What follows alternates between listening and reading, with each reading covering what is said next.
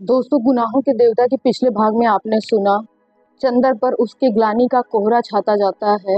एक दिन पम्मी उससे मिलने आई और उसे एक पत्र देकर वापस चली गई। चंदर पत्र पढ़कर पम्मी को लौटाने नहीं गया। उसने लंबा सा एक खत विनती के लिए लिखा और उसे भेज दिया। गर्मियों की छुट्टियों में वह दिल्ली चला गया छुट्टियां मनाने। सुधा भी वही थी, लेकिन दोनों में बोलचाल नहीं था। चंदर का स्नेह सुधा से हट गया था और उसकी अपनी छवि ने उस पर सवाल उठाने लगे और चंदर गुस्सा हो गया। फिर चंदर अपने प्रतिबिंब से कहता है और उसकी ओर देखकर बोलता है कि मुझे धिक्कार क्यों रहे हो। इधर बीच कैलाश का खत आता है कि वो और सुधा 2 दिन के लिए आ रहे हैं। चंदर भोले बच्चों की तरह खुश हो उठता है और खुद से कहता है कि वो अपने सारे गुनाह सुधा के चरणों पर चढ़ाकर उससे क्षमा मांग लेगा। लेकिन जैसे ही चंदर सुधा को ट्रेन में देखता है, मानो उसके मन का दीप किसी झोंके ने बुझा दिया। चंदर हतप्रभ हो गया था सुधा की हालत देखकर। सुधा उजड़ चुकी थी। ये लोग घर आते हैं और चंदर सुधा से कहता है, तुम अपने आप को ऐसे क्यों मिटा रही हो। चंदर सुधा से बीते हुए 1 साल के व्यवहार के लिए माफी मांगता है और दोनों एक दूसरे को समझाकर पहले जैसे होने की कोशिश करते हैं। अब आगे। दूसरे दिन सुबह सुधा ने आकर चंदर को जगाया। चंदर उठ बैठा तो सुधा बोली, जल्दी से नहा लो, आज तुम्हारे साथ पूजा करेंगे। चंदर उठ बैठा। नहा धोकर आया तो सुधा ने चौकी के सामने 2 आसन बिछा रखे थे। चौकी पर धूप सुलग रही थी और फूल गमक रहे थे, ढेर के ढेर बेले और अगस्त के फूल। चंदर को बिठाकर सुधा बैठी। उसने फिर वही वेश धारण कर लिया था, रेशम की धोती और रेशम का एक अंतर्वार्षक। गीले बाल पीठ पर लहरा रहे थे। लेकिन मैं बैठा बैठा क्या करूंगा, उसने पूछा। सुधा कुछ नहीं बोली, चुपचाप अपना काम करती गई। थोड़ी देर बाद उसने भागवत खोली और बड़े मधुर स्वरों में गोपिका गीत पढ़ती रही। चंदर संस्कृत नहीं समझता था, पूजा में विश्वास नहीं करता था, लेकिन वह छड़ जाने कैसा लग रहा था। चंदर की सांस में धूप की पावन सौरभ के डोरे घुट गए थे। उसके घुटनों पर रह रहकर सन्नाटा सुधा के भीगे केसों से गीले मोती चू पड़ते थे। कृषकाय उदास और पवित्र सुधा के पूजा के प्रसाद जैसे मधुर स्वर में श्रीमद् भगवत गीता के श्लोक उसकी आत्मा को अमृत से धो रहे थे। लगता था जैसे इस पूजा की श्रद्धान्वित बेला में उसके जीवन भर की भूलें, कमजोरियां, गुनाह सभी धुलता जा रहा था। जब सुधा ने भागवत बंद करके रख दिया तो पता नहीं क्यों चंदर ने प्रणाम कर लिया। भागवत को या भागवत की पुजारिन को, यह नहीं मालूम। थोड़ी देर बाद सुधा ने पूजा की थाली उठाई और उसने चंदर के माथे पर रोली लगा दी। अरे मैं? हाँ तुम, और कौन? मेरे तो दूसरा न कोई, सुधा बोली और ढेर के ढेर फूल चंदर के चरणों पर चढ़ाकर झुककर चंदर के चरणों को प्रणाम कर लिया। चंदर ने घबराकर पांव खींच लिए। मैं इस योग्य नहीं हूँ सुधा, क्यों लज्जित कर रही हो? सुधा कुछ नहीं बोली, अपने आंचल से एक छलकता हुआ आंसू पोंछकर नाश्ता लाने चली गई। जब वह यूनिवर्सिटी से लौटा तो देखा सुधा मशीन रखे कुछ सिल रही है। चंदर ने कपड़े बदलकर पूछा, कहो क्या सिल रही हो? रुमाल और बनियान। कैसे काम चलता था तुम्हारा? न संदूक में एक भी रुमाल है, न एक भी बनियान। लापरवाही की भी हद है। तभी कहती हूँ ब्याह कर लो। हाँ, किसी दर्जी की लड़की से ब्याह करवा दो। चंदर खाट पर बैठ गया और सुधा मशीन पर बैठी बैठी सिलती रही। थोड़ी देर बाद सहसा उसने मशीन रोक दी और एकदम से घबरा उठी। क्या हुआ सुधा? बहुत दर्द हो रहा है। वह उठी और खाट पर बेहोश सी पड़ रही। चंदर दौड़कर पंखा उठा लाया और झलने लगा। डॉक्टर बुला लाऊं? नहीं, अभी ठीक हो जाऊंगी, उबकाई आ रही है। सुधा उठी। जाओ मत, मैं पीकदान उठा लाता हूँ। चंदर ने पीकदान उठाकर रख दिया और सुधा की पीठ सहलाने लगा। फिर सुधा हाँफती सी लेट गई। चंदर दौड़कर इलायची और पानी ले आया। सुधा ने इलायची खाई और फिर पड़ रही। उसके माथे पर पसीना झलक आया। अब कैसी तबीयत है सुधा? बहुत दर्द है अंग अंग में, मशीन चलाना नुकसान कर गया, सुधा ने क्षीण स्वरों में कहा। जाऊं किसी डॉक्टर को बुला लाऊं? बेकार है चंदर, मैं तो लखनऊ में दिखा आई। इस रोग का क्या इलाज है? यह तो जिंदगी भर का अभिशाप है। क्या बीमारी बताई तुम्हें? कुछ नहीं, बताओ ना। क्या बताऊं चंदर? सुधा ने बड़ी कातर निगाहों से चंदर की ओर देखा और फूट फूट कर रो पड़ी। बुरी तरह सिसकने लगी। सुधा चुपचाप पड़ी कराहती रही। चंदर ने अटैची से दवा निकाल कर दी। कॉलेज नहीं गया। 2 घंटे बाद सुधा कुछ ठीक हुई। उसने एक गहरी सांस ली और तकिए के सहारे उठकर बैठ गई। चंदर ने और कई तकिए पीछे रख दिए। 2 ही घंटे में सुधा का चेहरा पीला पड़ गया। चंदर चुपचाप उदास बैठा रहा। उस दिन सुधा ने खाना नहीं खाया, सिर्फ फल लिए। दोपहर को 2 बजे भयंकर लू में कैलाश वापस आया और आते ही चंदर से पूछा, सुधा की तबीयत तो ठीक रही? यह जानकर कि सुबह खराब हो गई थी, वह कपड़े उतारने के पहले सुधा के कमरे में गया और अपने हाथ से दवा देकर फिर कपड़े बदलकर सुधा के कमरे में जाकर सो गया। बहुत थका मालूम पड़ता था। चंदर आकर अपने कमरे में कापियां जांचता रहा। शाम को कामिनी, प्रभा तथा कई लड़कियां जिन्हें गेसू ने खबर दे दी थी आईं और सुधा और कैलाश को घेरे रही। चंदर उनकी खातिर तवज्जो में लगा रहा। रात को कैलाश ने उसे अपनी छत पर बुला लिया और चंदर के भविष्य के कार्यक्रम के बारे में बात करता रहा। जब कैलाश को नींद आने लगी तब वह उठकर लॉन पर लौट आया और लेट गया। बहुत देर तक उसे नींद नहीं आई। वह सुधा की तकलीफों के बारे में सोचता रहा। उधर सुधा बहुत देर तक करवटें बदलती रही। यह 2 दिन सपनों की तरह बीत गए और कल वह फिर चली जाएगी, चंदर से दूर, न जाने कब तक के लिए। सुबह से ही सुधा जैसे बुझ गई थी। कल तक जो उसमें उल्लास वापस आ गया था, वह जैसे कैलाश की छां ने ही ग्रस लिया था। चंदर के कॉलेज का आखिरी दिन था। चंदर कैलाश को ले गया और अपने मित्रों से, प्रोफेसरों से उसका परिचय करा लाया। एक प्रोफेसर जिनकी आदत थी कि वे कांग्रेस सरकार से संबंधित हर व्यक्ति को दावत जरूर देते थे, उन्होंने कैलाश को भी दावत दी, क्योंकि वह सांस्कृतिक मिशन में जा रहा था। वापस जाने के लिए रात की गाड़ी तय रही। हफ्ते भर बाद ही कैलाश को जाना था, अतः वह ज्यादा नहीं रुक सकता था। दोपहर का खाना दोनों ने साथ खाया। सुधा महाराजिन का लिहाज करती थी, अतः वह कैलाश के साथ खाने नहीं बैठी। निश्चय हुआ कि अभी से सामान बांध लिया जाए ताकि पार्टी के बाद सीधे स्टेशन जा सकें। जब सुधा ने चंदर के लाए हुए कपड़े कैलाश को दिखाए तो उसे बड़ा ताज्जुब हुआ, लेकिन उसने कुछ नहीं कहा।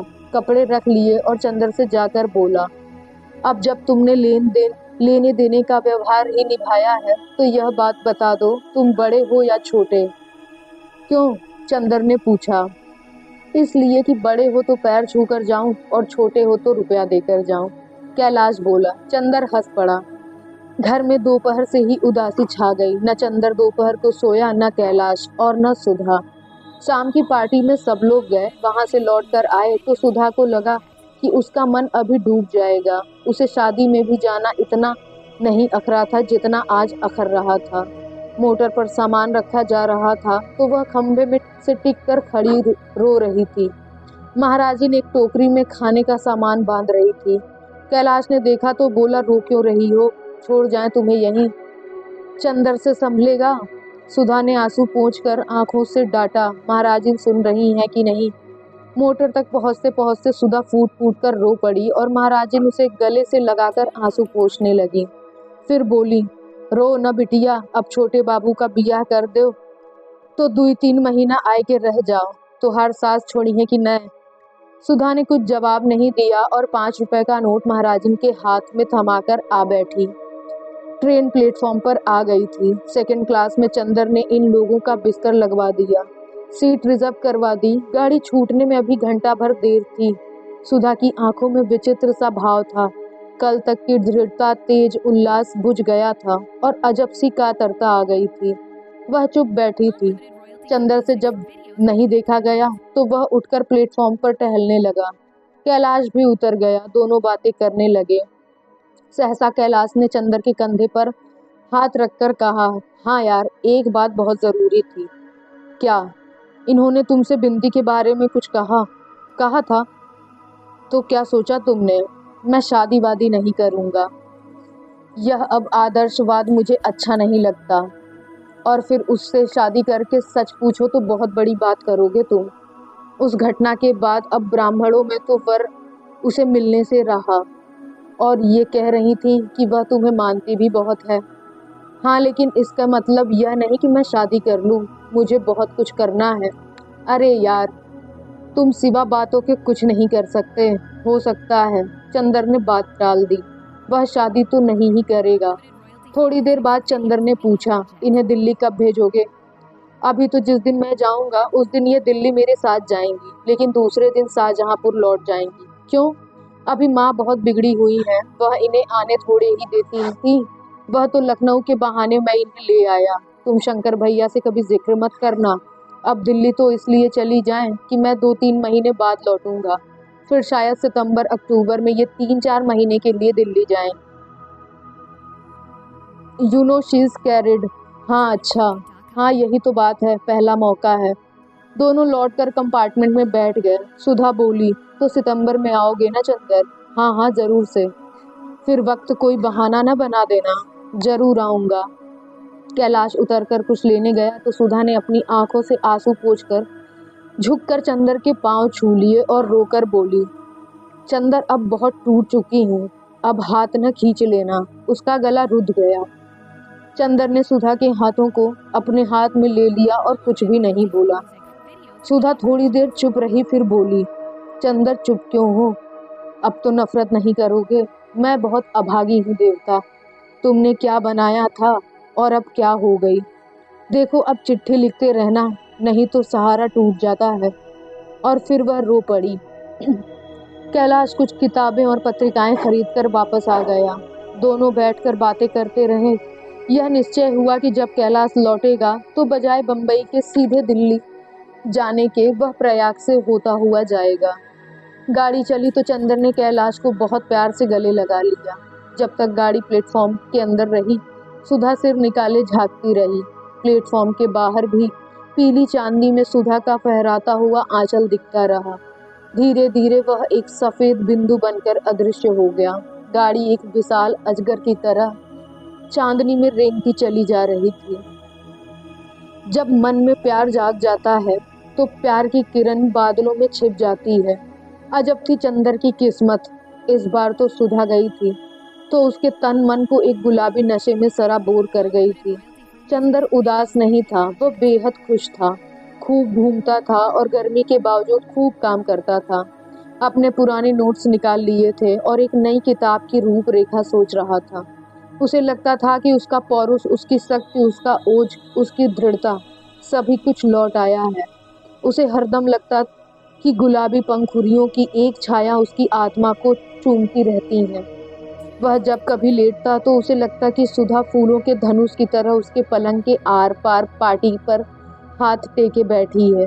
उसे लगता कमरे में अब भी धूप की सौरभ लहरा रही है और हवाओं में सुधा के मधुर कंठ के श्लोक गूंज रहे हैं।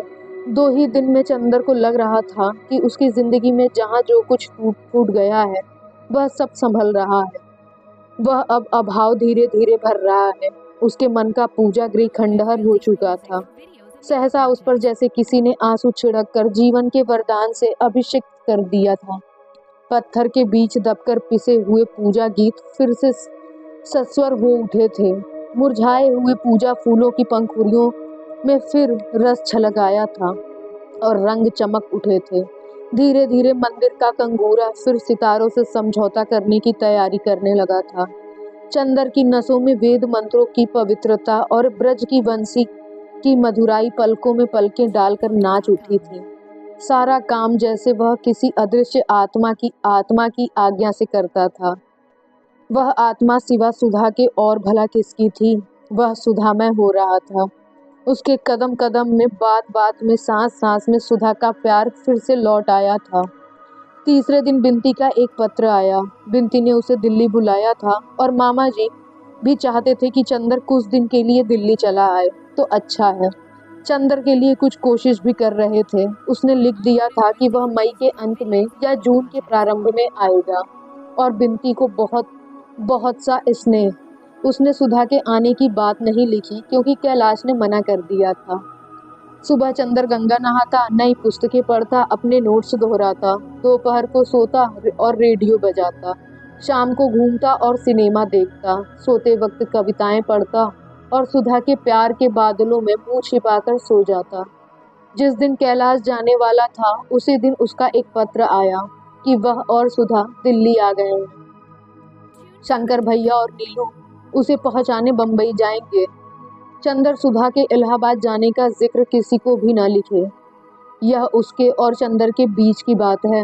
खत के नीचे सुधा की कुछ लाइनें थीं। चंदर, राम राम। तुमने मुझे जो साड़ी दी थी वह क्या अपनी भावी श्रीमती के नाप की थी? वह मेरे घुटनों तक आती है। बूढ़ी होकर घिस जाऊंगी तो उसे पहना करूंगी। अच्छा स्नेह।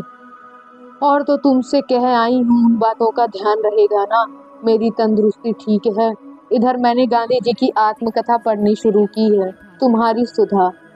और हाँ, लाला जी मिठाई खिलाओ। दिल्ली में बहुत खबर है कि शरणार्थी विभाग में प्रयाग के एक प्रोफेसर आने वाले।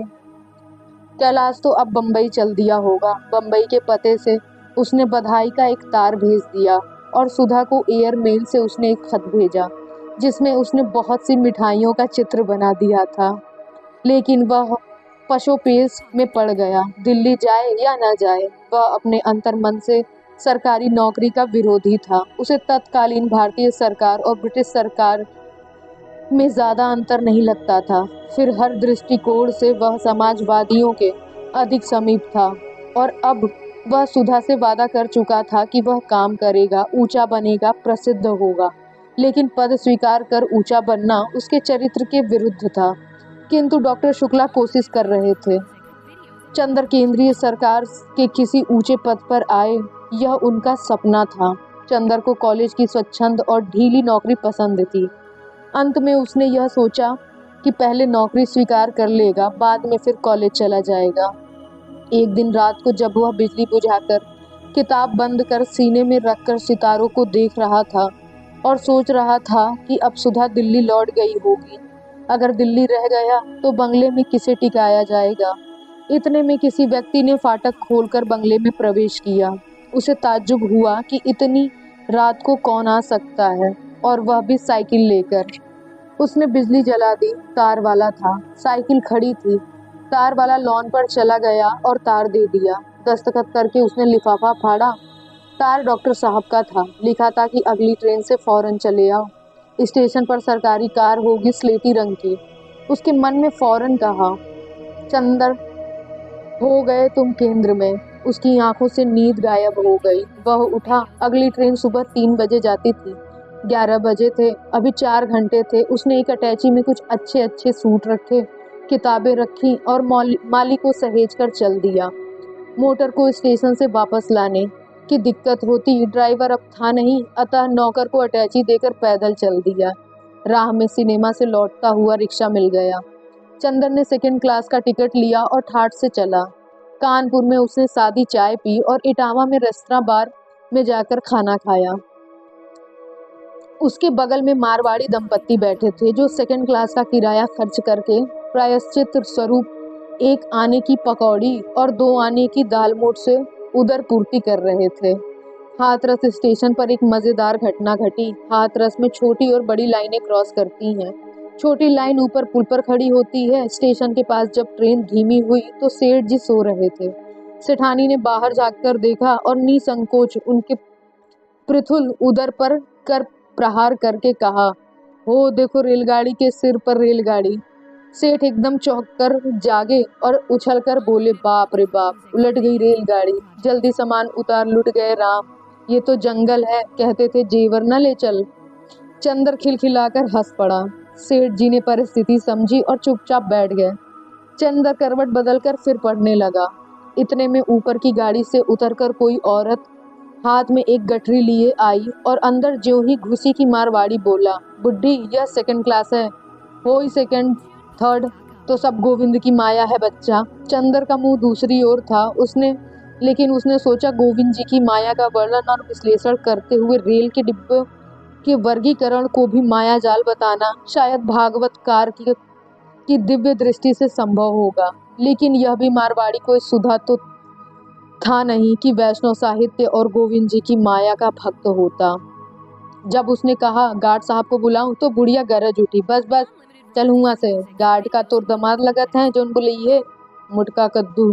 चंदर हंस पड़ा, कम से कम गाली की नवीनता पर। दूसरी बात, गाड़ी पर समय ब्रज क्षेत्र में थी, वहां यह अवधि की सफल वक्ता कौन है? उसने घूमकर देखा, एक बुढ़िया थी, सिर मुड़ाए। उसने कहीं देखा है इसे? कहाँ जाओगी माई? कानपुर जाबे, लेकिन यह गाड़ी तो दिल्ली जाएगी। तू बोले टुप्प से, हम ऐसे धमकावे में नहीं आवत, ई कानपुर जई है। उसने हाथ नचाकर चंदर से कहा और फिर जाने क्यों रुक गई और चंदर की ओर देखने लगी। फिर बोली, अरे चंदर बिटवा, कहाँ से आवत हो तू? ओ बुआ जी हैं। सिर मुड़ा लिया तो पहचान में ही नहीं आती। चंदर ने फौरन उठकर पांव छुए। बुआ जी वृंदावन से आ रही थी। वह बैठ गई। बोली, हूँ नटिनिया मर गई कि बहिन है? कौन? वही बिनती। मरेगी क्यों? भैया सुकुल तो हमार कुल डुबोई दीहन, लेकिन जैसे वो हमारी बिटिया के मड़वा तरह से उठाए लिहन, वैसे ही भगवान चाहिए तो उन लोगों का लड़की से समझी। चंदर कुछ नहीं बोला। थोड़ी देर बाद खुद बड़बड़ाती हुई बुआ जी बोली, अब हमें क्या करे को है? हम सब मुँह माया त्याग दिया, लेकिन हमरे त्याग में कुछ और समर्थ रहे तो सुकुल को बदला मिली है। कानपुर की गाड़ी आई तो चंदर खुद उन्हें बिठा लाया। विचित्र थी बुआ जी, बेचारी कभी समझ ही नहीं पाई कि बिनती को उठाकर डॉक्टर साहब ने उपकार किया या अपकार। और मजा तो यह है कि एक ही वाक्य के पूर्वार्ध में माया से विरक्ति की घोषणा और उत्तरार्ध में दुर्वासा का साप। हिंदुस्तान के सिवा ऐसे नमूने कहीं भी मिलने मुश्किल है। इतने में चंदर की गाड़ी ने सीटी दी, वह भागा। बुआ जी ने चंदर का ख्याल छोड़कर अपने बगल के मुसाफिर से लड़ना शुरू किया। वह दिल्ली पहुंचा। 2-3 साल पहले भी वह दिल्ली आया था, लेकिन अब दिल्ली स्टेशन की चहल पहल ही दूसरी थी। गाड़ी घंटा भर लेट थी, 9 बज चुके थे। अगर मोटर न मिली तो भी इतनी मशहूर सड़क पर डॉक्टर साहब का बंगला था कि चंदर की को विशेष दिक्कत न होती। लेकिन ज्यों ही वह प्लेटफॉर्म से बाहर निकला तो उसने देखा कि जहां मरकरी की बड़ी सर्चलाइट लगी है, ठीक उसी के नीचे स्लेटी रंग की शानदार कार खड़ी थी, जिसके आगे पीछे क्राउन लगा था और सामने तिरंगा। आगे लाल वर्दी पहने एक खानसामा बैठा है और पीछे एक सिख ड्राइवर खड़ा है। चंदर का सूट चाहे जितना अच्छा हो, लेकिन इस शान के लायक तो नहीं ही था। फिर भी वह बड़े रौब से गया और ड्राइवर से बोला, यह किसकी मोटर है? सरकारी गड्डी है जी। सिख ने अपनी प्रतिभा का परिचय दिया। क्या यह डॉक्टर शुक्ला ने भेजी है? जी हाँ हुजूर। एकदम उसका स्वर बदल गया। आप ही उनके लड़के हैं, चंदर बहादुर साहब। उसने उतरकर सलाम किया, दरवाजा खोला, चंदर बैठ गया। कूली को एक अटैची के लिए एक अठन्नी दी, मोटर उड़ चली। चंदर बहुत उदार विचारों का था, लेकिन आज तक वह डॉक्टर साहब की 19वीं सदी वाली पुरानी कार पर ही चढ़ा था। इस राजमुकुट और राष्ट्रीय ध्वज से सुशोभित मोटर पर खानसामे के साथ चढ़ने का उसका पहला ही मौका था। उसे लगा जैसे इस समय तिरंगे का गौरव और महान ब्रिटिश साम्राज्य के इस क्राउन का शासन दम्भ उसके मन को उड़ाए लिए जा रहा है। चंदर तन कर बैठा, लेकिन थोड़ी देर बाद स्वयं उसे अपने मन पर हंसी आ गई। फिर वह सोचने लगा कि जिन लोगों के हाथ में आज शासन सत्ता है, मोटरों और खानसामों ने उनके हृदयों को इस तरह बदल दिया है। वे भी तो बेचारे आदमी हैं, इतने दिनों से प्रभुता के प्यासे। बेकार हम लोग उन्हें गाली देते हैं। फिर चंदर उन लोगों का ख्याल करके हंस पड़ा। दिल्ली में इलाहाबाद की अपेक्षा कम गर्मी थी। कार एक बंगले के अंदर मुड़ी और पोर्टिको में रुक गई। बंगला नए सादे अमेरिकन ढंग का बना हुआ था। खानसामे ने उतरकर दरवाजा खोला। चंदर उतर पड़ा। ड्राइवर ने हॉर्न दिया, दरवाजा खुला और बिनती निकली। उसका मुंह सूखा हुआ था, बाल अस्त व्यस्त थे और आंखें जैसे रो रो कर सूज गई थी। चंदर का दिल धक से हो गया। राह भर के सुनहरे सपने टूट गए। क्या बात है बिनती, अच्छी तो हो? चंदर ने पूछा। आओ चंदर, बिनती ने कहा और अंदर जाते ही दरवाजा बंद कर दिया और चंदर की बांह पकड़कर सिसक कर रो पड़ी। चंदर घबरा गया। क्या बात है, बताओ ना, डॉक्टर साहब कहाँ हैं? अंदर हैं। तब क्या हुआ, तुम इतनी दुखी क्यों हो? चंदर ने बिनती के सिर पर हाथ रखकर पूछा। उसे लगा जैसे इस समस्त वातावरण पर किसी बड़े भयानक मृत्यु दूत के पंखों की काली छाया है। क्या बात है बिनती, बताती क्यों नहीं? बिनती बड़ी मुश्किल से बोली, दीदी, सुधा दीदी। चंदर को लगा जैसे उस पर बिजली टूट पड़ी। क्या हुआ सुधा को? बिनती कुछ नहीं बोली, उसे ऊपर ले गई और कमरे के पास जाकर बोली, उसी में है दीदी। कमरे के अंदर की रोशनी उदास, फीकी और बीमार थी। एक नर्स सफेद पोशाक पहने पलंग के सिरहाने खड़ी थी और कुर्सी पर सिर झुकाए डॉक्टर साहब बैठे थे। पलंग पर चादर ओढ़े सुधा पड़ी थी। नर्स सामने थी, अतः सुधा का चेहरा नहीं दिखाई पड़ा। चंदर के भीतर पांव रखते ही नर्स ने आंख के इशारे से कहा, बाहर जाइए। चंदर ठिठक कर खड़ा हो गया। डॉक्टर साहब ने देखा और वे भी उठकर चले गए। क्या हुआ सुधा को? चंदर ने बहुत व्याकुल, बहुत कातर स्वर में पूछा। डॉक्टर साहब कुछ नहीं बोले, चुपचाप चंदर के कंधे पर हाथ रखे हुए अपने कमरे में आए और बहुत भारी स्वर में बोला, हमारी बिटिया गई चंदर। और आंसू छलक आए। क्या हुआ उसे? चंदर ने फिर उतने ही दुखी स्वर में पूछा। डॉक्टर साहब क्षण भर पथराई आंखों से चंदर की ओर देखते रहे, फिर सिर झुकाकर बोले, अबॉर्शन। थोड़ी देर बाद सिर उठाकर व्याकुल की तरह चंदर का कंधा पकड़कर बोले, चंदर, किसी तरह बचाओ सुधा को। क्या करें, कुछ समझ में नहीं आता। अब बचेगी नहीं, परसों से होश नहीं आया। जाओ कपड़े बदलो, खाना खा लो, रात भर जागरण होगा। लेकिन चंदर उठा नहीं, कुर्सी पर सिर झुकाए बैठा रहा। सहसा नर्स आकर बोली, ब्लीडिंग फिर शुरू हो गई है और नाड़ी डूब रही है, डॉक्टर को बुलाइए फौरन। और वह लौट गई। डॉक्टर साहब उठ खड़े हुए। उनकी आंखों में बड़ी निराशा थी। बड़ी उदासी से बोले, जा रहा हूँ चंदर, अभी आता हूँ। चंदर ने देखा कार बड़ी तेजी से जा रही है। बिनती आकर बोली, खाना खा लो चंदर। चंदर ने सुना ही नहीं। यह क्या हुआ बिनती? उसने घबराई आवाज में पूछा। कुछ समझ में नहीं आता। उस दिन सुबह जीजा जी गए, दोपहर में पापा ऑफिस गए थे। मैं सो रही थी, सहसा जीजी चीखी। मैं जागी तो देखा दीदी बेहोश पड़ी हैं। मैंने जल्दी से फोन किया, पापा आए, डॉक्टर आए। उसके बाद से पापा और नर्स के अलावा किसी को नहीं जाने देते दीदी के पास, मुझे भी नहीं। और बिनती रो पड़ी। चंदर कुछ नहीं बोला, चुपचाप पत्थर की मूर्ति सा कुर्सी पर बैठा रहा। खिड़की से बाहर की ओर देखता रहा। थोड़ी देर में डॉक्टर साहब वापस आए। उनके साथ 3 डॉक्टर थे और एक नर्स। डॉक्टरों ने करीब 10 मिनट देखा, फिर अलग कमरे में जाकर सलाह करने लगे। जब लौटे तो डॉक्टर साहब ने बहुत विह्वल होकर कहा, क्या उम्मीद है? घबराइए मत, घबराइए मत। अब तो जब तक अंदरूनी सब साफ नहीं हो जाएगा तब तक खून जाएगा नहीं। नब्ज के लिए और होश के लिए एक इंजेक्शन देते हैं अभी। इंजेक्शन देने के बाद डॉक्टर चले गए। पापा वहीं जाकर बैठ गए। बिनती और चंदर चुपचाप बैठे रहे।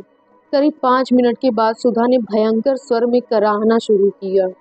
उन कराहों में जैसे उनका कलेजा उल्टा आता हो। डॉक्टर साहब उठकर यहाँ चले आए और चंदर से बोले, वेहीमेंट ब्लीडिंग, और कुर्सी पर सिर झुकाकर बैठ गए। बगल के कमरे में सुधा की दर्दनाक कराहें उठती थीं और सन्नाटे में छटपटाने लगती थीं। अगर आपने किसी जिंदा मुर्गी के पंख और पूंछ नोचे जाते हुए देखा हो, तभी आप उसका अनुमान कर सकते हैं, उस भयानकता का जो उन कराहों में थी। थोड़ी देर बाद कराहें बंद हो गई। फिर सहसा इस बुरी तरह से सुधा चीखी जैसे गाय डकार रही हो। पापा उठकर भागे। वह भयंकर चीख उठी और सन्नाटे में मंडराने लगी। बिनती रो रही थी। चंदर का चेहरा पीला पड़ गया था और पसीने से तर हो गया था वह। पापा लौटकर आए। हम लोग देख सकते हैं? चंदर ने पूछा। अभी नहीं, अब ब्लीडिंग खत्म है। नर्स अभी कपड़े बदल दे तो चलेंगे।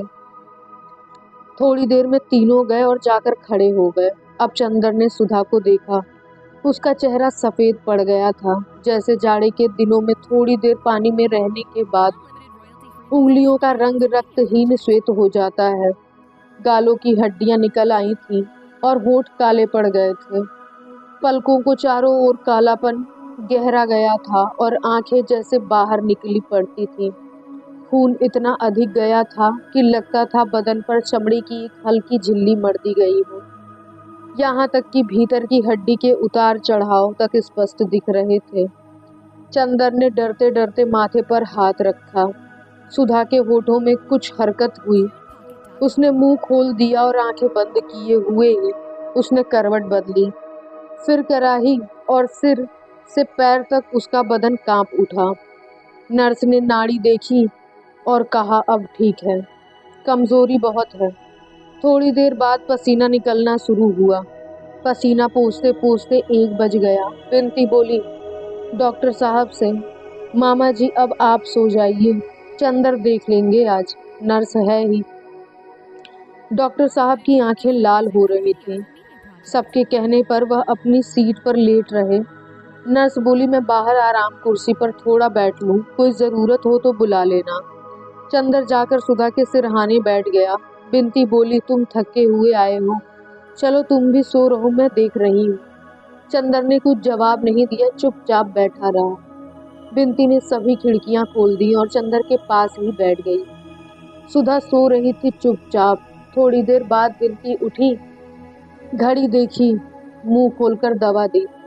सहसा डॉक्टर साहब घबराए हुए से आए। क्या बात है सुधा, क्यों चीखी?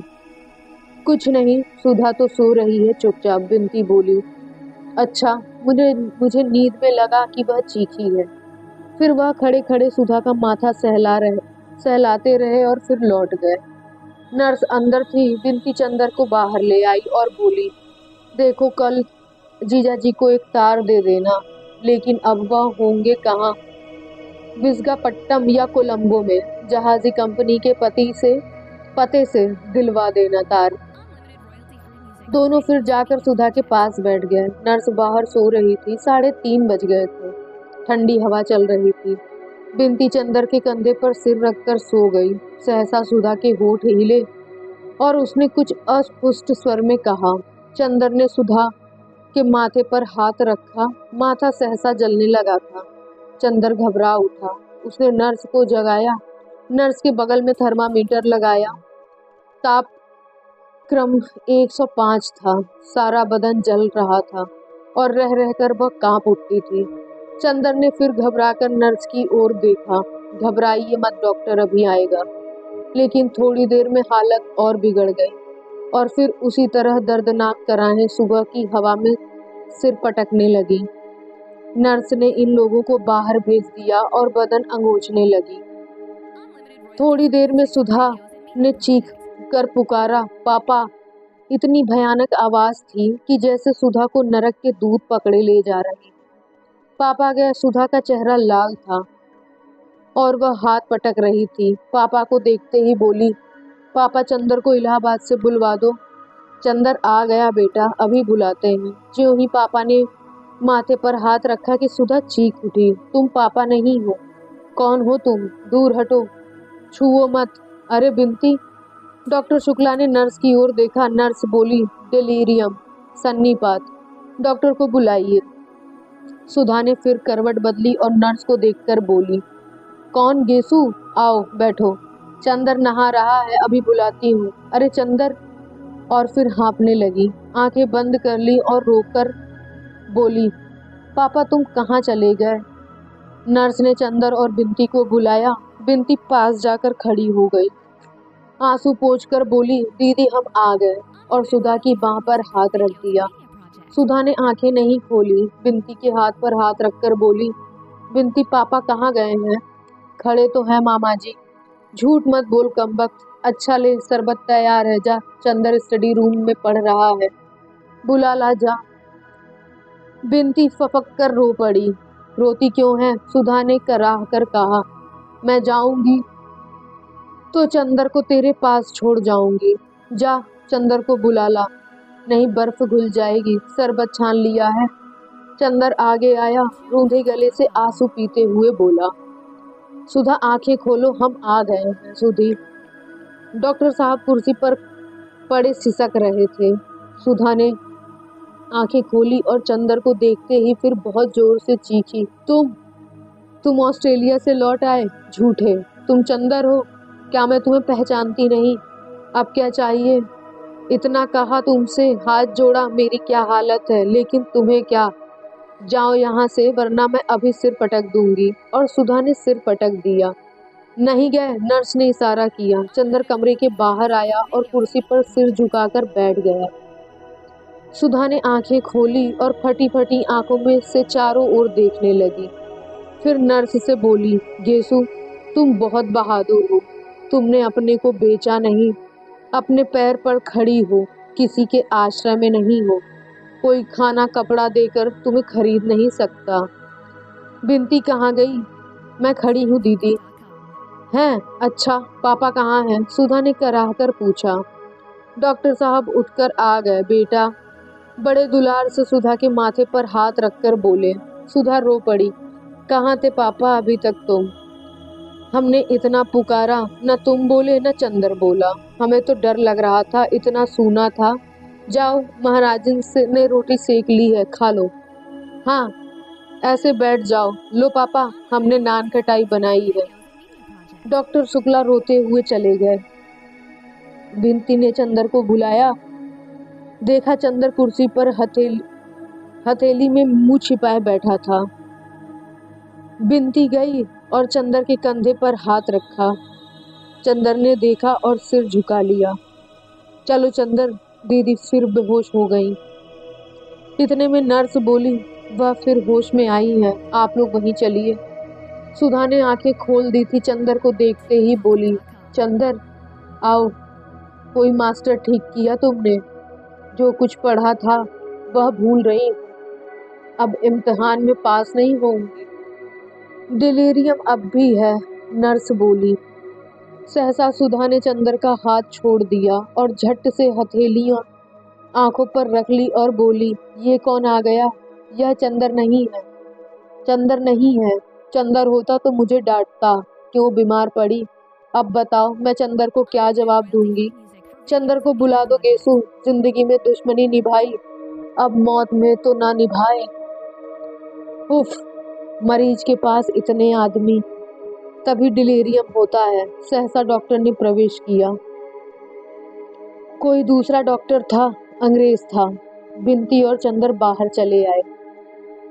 बिनती बोली, ये सिविल सर्जन है। उसने खून मंगवाया। देखा, फिर डॉक्टर शुक्ला को भी हटा दिया। सिर्फ नर्स रह गई। थोड़ी देर बाद वह निकला तो उसका चेहरा स्याह था। क्या यह प्रेगनेंसी पहली मर्तबा थी? जी हाँ। डॉक्टर ने सिर हिलाया और कहा, अब मामला हाथ से बाहर है, इंजेक्शन लगेंगे, अस्पताल ले चलिए। डॉक्टर शुक्ला, मवाद आ रहा है, कल तक सारे बदन में फैल जाएगा। किस बेवकूफ डॉक्टर ने देखा था? चंदन ने फोन किया, एम्बुलेंस कार आ गई। सुधा को उठाया गया। दिन बड़ी ही चिंता में बीता। 3-3 घंटे पर इंजेक्शन लग रहे थे।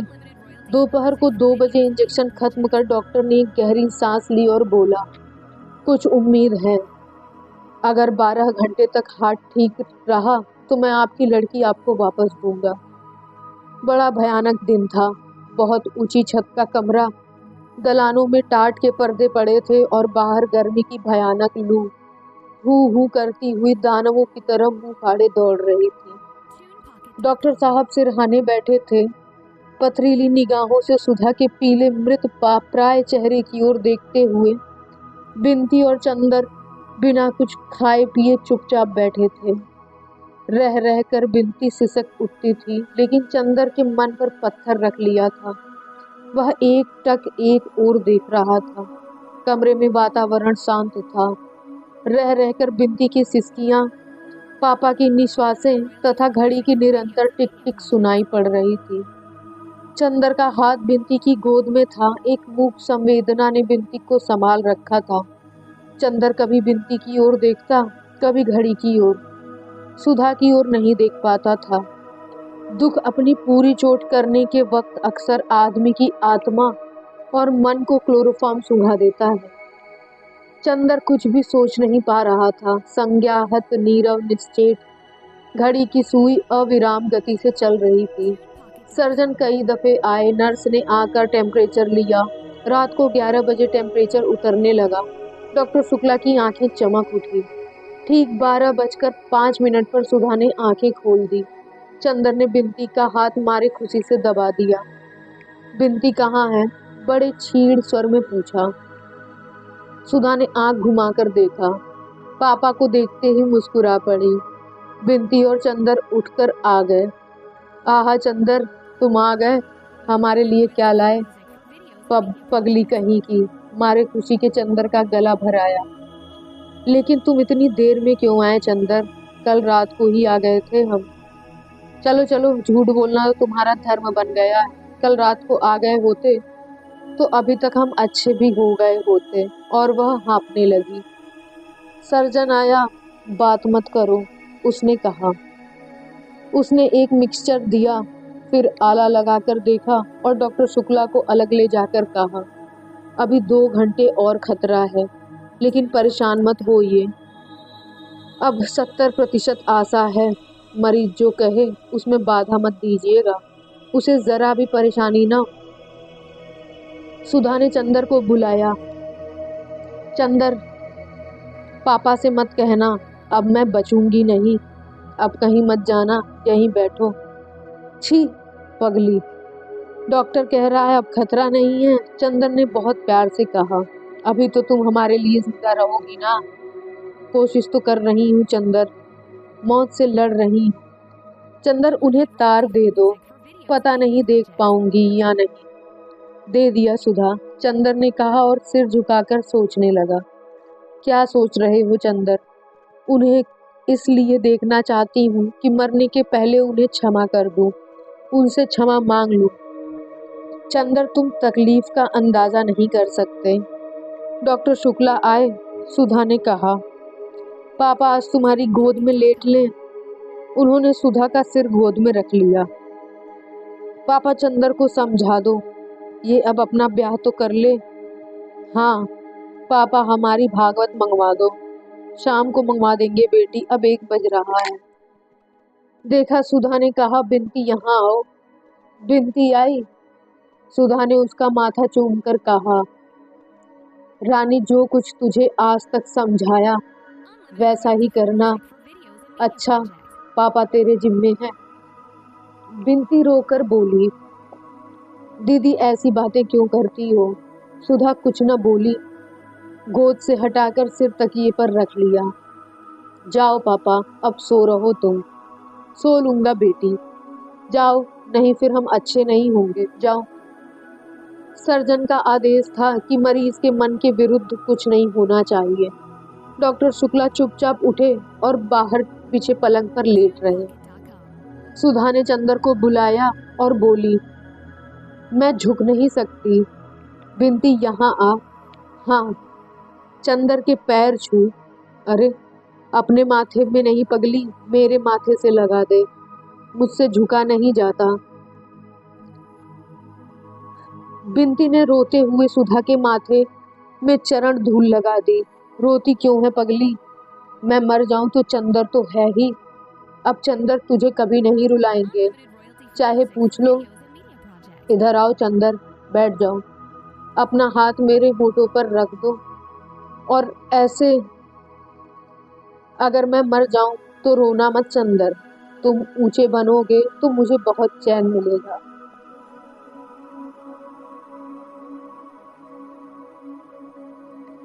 मैं जो कुछ नहीं पा सकी वह शायद तुम्हारे ही माध्यम से मिलेगा मुझे। और देखो, पापा को अकेले दिल्ली में ना छोड़ना, लेकिन मैं मरूंगी नहीं। चंदर, यह नरक भोग कर भी तुम्हें प्यार करूंगी। मैं मरना नहीं चाहती, जाने फिर कभी तुम मिलो या ना मिलो। चंदर, उफ, कितनी तकलीफ है चंदर, हम लोगों ने कभी ऐसा नहीं सोचा था। अरे हटो हटो चंदर। सहसा सुधा की आंखों में फिर अंधेरा छा गया। भागो चंदर, तुम्हारे पीछे कौन खड़ा है? चंदर घबराकर उठ गया, पीछे कोई नहीं था। अरे चंदर, तुम्हें पकड़ रहा है। चंदर, तुम मेरे पास आओ। सुधा ने चंदर का हाथ पकड़ लिया। बिनती भागकर डॉक्टर साहब को बुलाने गई। नर्स भी भागकर आई। सुधा चीख रही थी, तुम हो कौन? चंदर को नहीं ले जा सकते। मैं चल तो रही हूँ चंदर, मैं जाती हूँ इसके साथ, घबराना मत, मैं अभी आती हूँ। तुम तब तक चाय पी लो। नहीं, मैं तुम्हें उस नरक में नहीं जाने दूंगी। मैं जा तो रही हूँ। बिंती, मेरी चप्पल ले आ। अरे पापा कहाँ हैं? पापा। और सुधा का सिर चंदर की बाह पर लुढ़क गया। बिंती को नर्स ने संभाला और डॉक्टर शुक्ला पागल की तरह सर्जन के बंगले की ओर दौड़े। घड़ी ने टन टन 2 बजाए जब एम्बुलेंस कार पर सुधा का शव बंगले पहुंचा तो शंकर बाबू आ गए थे बहू को विदा कराने। जिंदगी का यंत्रणा चक्र एक वृत्त पूरा कर चुका था। सितारे एक क्षितिज से उठकर आसमान पार कर दूसरे क्षितिज तक पहुंच चुके थे। साल 1.5 साल पहले सहसा जिंदगी की लहरों में उथल पुथल मच गई थी और विक्षुब्ध महासागर की तरह भूखी लहरों की बाहें पसार कर वह किसी को दबोच लेने के लिए हुंकार उठी थी। अपनी भयानक लहरों के सिकंजे में सभी को झकझोर कर, सभी के विश्वासों और भावनाओं को चकनाचूर कर अंत में सबसे प्यारे, सबसे मासूम और सबसे सुकुमार व्यक्तित्व को निगल कर अब धरातल शांत हो गया। तूफान थम गया था, बादल खुल गए थे और सितारे फिर आसमान में घोंसलों से भयभीत विहंग शावकों की तरह झांक रहे थे। डॉक्टर शुक्ला छुट्टी लेकर प्रयाग चले आए थे। उन्होंने पूजा पाठ छोड़ दिया था। उन्हें कभी किसी ने गाते हुए नहीं सुना था। अब वह सुबह उठकर लॉन पर टहलते और एक भजन गाते। बिंदी जो इतनी सुंदर थी अब केवल खामोश पीड़ा और अवशेष स्मृति की छाया मात्र थी।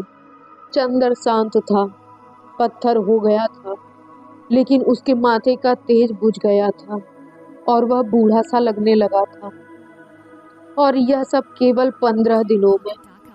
जेठ दशहरे के दिन डॉक्टर साहब बोले, चंदर आज जाओ, उसके फूल छोड़ाओ, लेकिन देखो शाम को जाना जब वहाँ भीड़ भाड़ ना हो। अच्छा।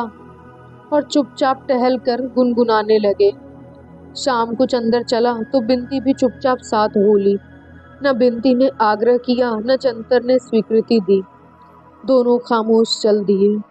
कार पर चंदर ने बिंती की गोद में गठरी रख दी। त्रिवेणी पर कार रुक गई। हल्की चांदनी मैले कफन की तरह लहरों की लाश पर पड़ी हुई थी।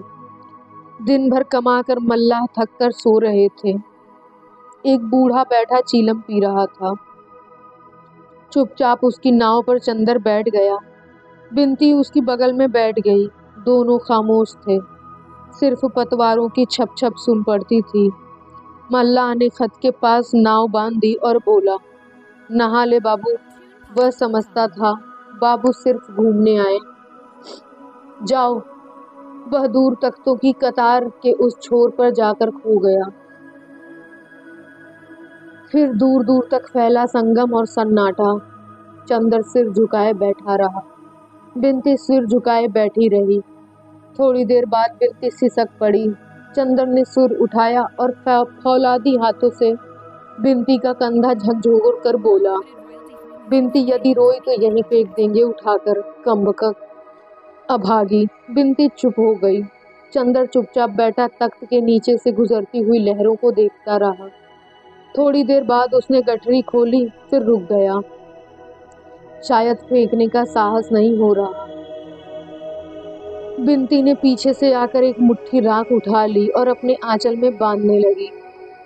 चंदर ने चुपचाप उसकी ओर देखा, फिर झपट कर उसने बिंती का आंचल पकड़ रखकर राख छीन ली और गुर्राता हुआ बोला, बदतमीज कहीं की, राख ले जाएगी अभागी। और झट से कपड़े सहित राख फेंक दी और आग्नेय दृष्टि से बिंती की ओर देखकर फिर सिर झुका लिया।